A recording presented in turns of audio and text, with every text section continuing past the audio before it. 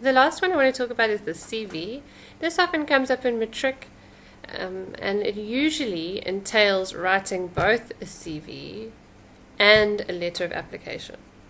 The letter of application is the formal letter that I've discussed in the video about formal letters, and it's great because it's something you're going to have to do in your life, and a CV is also something you're going to have to do in your life.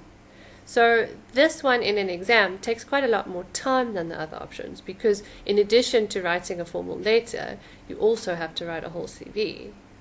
But the good thing about this one is that it's something you're going to use in your life. In fact, a letter of application is probably the only formal writing that you might do in your life. So the CV part, I've given you an example which is shared in the folder. I've given you two examples actually, and you'll see that the one is longer than the other. It doesn't have to be exactly like either of the examples. If you have a look at the files, you can open one of them now, you'll notice that there's lots of headings and bullet points. So unlike a lot of the other kinds of writing, CV isn't paragraphs, it isn't long sentences. It's bullet points and subheadings. The first section is always personal information. And you don't have to do all the personal information that's in the examples. Like, it's enough to just do your name and address and your contact details. You don't have to write whether you're male or female, married or unmarried, have a driver's license or not. Especially in an exam, you're under time pressure. So just keep it to the basics.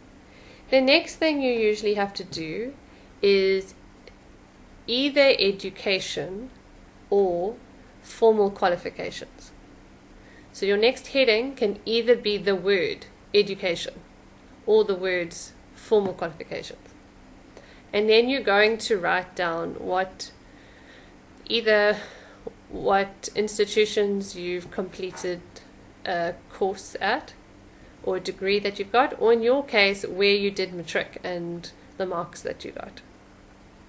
The weird thing about the qualifications section is you write the most recent qualification at the top. So if you have a master's degree from UKZN in English from 2011, you're going to write that one at the top. And then you're going to write your honors degree in 2007 underneath that. And you're going to write your BA in 2006 underneath that, and your matric at Tableview High in 2003 underneath that. So that's a bit confusing. If you don't know what I mean, have a look at the examples and it'll become a bit clearer to you. You might be given a task to do in your S exam that needs you to make something up, and then you just make up something that sounds logical.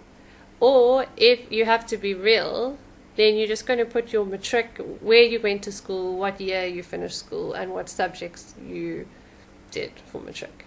And you can write down what symbol you got, A, B, C, D, and A. So what have we done? The first section is personal details. The second section is education. And then the next section is work experience. And here you write down where you worked, what your title was, what your job was, and no, that's about it. So you can write, again, McDonald's waiter, and then you write when you worked there, March 2012 to February 2013. And then underneath you write again the other job that you did. You have to write again the most recent job at the top, and you go down in descending order so that the job that you did long ago is right at the bottom. So now you've got three sections. You've got personal details at the top. Then you've got education and qualification underneath that in reverse order. Then you've got work experience underneath that in reverse order. And then at the bottom you have something called referees. Referees are people that someone can refer to. So if I'm applying for a job, I write my referees on there, and then the person who's going to give me a job wants to call those people up to check that I'm okay. So you're going to put down one of the contact details of someone who was your boss. Or if you have two bosses from two different jobs, put both of their names and contact details on there. For your real life first job, you might not have many people that can be contacted. That's when you might actually use the school as your referee, or that's when you might enclose the reference letter that you get in matric.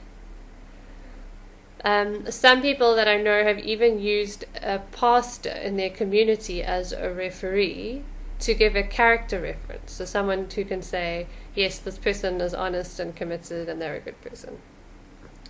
But I think that for most of your exams and tasks, I think you can kind of make that stuff up and you'll be okay. So if this video was not very helpful, go and have a look at the 2 documents that I uploaded and note the similarities. Because you'll see there are a whole lot of differences, but the similarities are what you need to know. And I'm also going to say keep it short. If you do this in an exam, just make each section quite short so that you can spend time writing the letter, which is really where you're going to get most of your marks. Because there we can actually assess your writing. In a letter, I can see how well you use English. I can see how well you write. Whereas the CV is just sort of an appendix that accompanies the letter. I hope that helps.